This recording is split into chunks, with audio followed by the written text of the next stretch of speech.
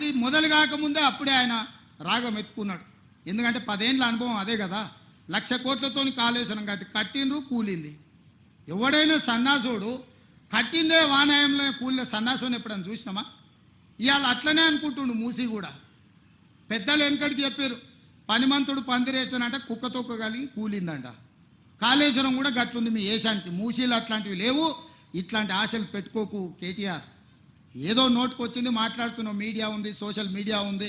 ఆ సినిమాలో కూడా చెప్పిండు కదా, అమ్మ గీసుకోవడానికి గడ్డం ఇచ్చావు, రాసుకోవడానికి పేపర్ ఇచ్చావు, చూయించుకోవడానికి టీవీ ఇచ్చావు. అట్లా మీ అయ్య నీకు మొత్తం రెడీగా చేసి పెట్టిన మందిని దోషి. రాయనికే పేపరు, చూపేయనికే టీవీ, ఇట్లాంటివన్నీ అడగోలుగా మాట్లాడడానికి సోషల్ మీడియా మీ నాయన దోపిడీ చేసి నీకు ఇచ్చిండు. కాబట్టి ఈ అడ్డగోలుగా పనులు చేస్తున్న ప్రజలు ఎవరు హర్షించరు. అందుకే మిత్రులారా, ఇది సందర్భం కాకపోయినా కొన్ని వివరాలు ప్రజలకు చెప్పాల్సిన అవసరం ఉండి ఈ వేదిక మీద నుంచి చెప్పిన. ఏది ఏమైనా ఈ ఫ్యామిలీ డిజిటల్ కార్డ్ తెలంగాణ పేద ప్రజల యొక్క భవిష్యత్తును మార్చబోతుంది.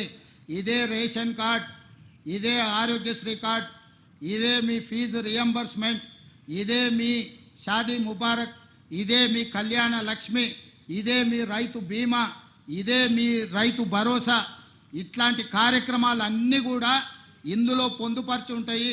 మీ కుటుంబంలో పెద్దలు ఎవరైనా అకాల మరణం చేస్తే వాళ్ళ వివరాలు తొలగించడానికి, మీ కుటుంబంలో పిల్లలకు పెళ్ళైతే మీ కొత్త కోడలు వివరాలు పొందుపరచడానికి, మీ ఆస్తులు తల్లిదండ్రులు చనిపోతే విరాసత్ కింద మీ పేర్ల మీదకి మార్చుకోవాలన్నా ఈ కార్డు అన్ని రకాలుగా మీకు ఉపయోగపడుతుంది.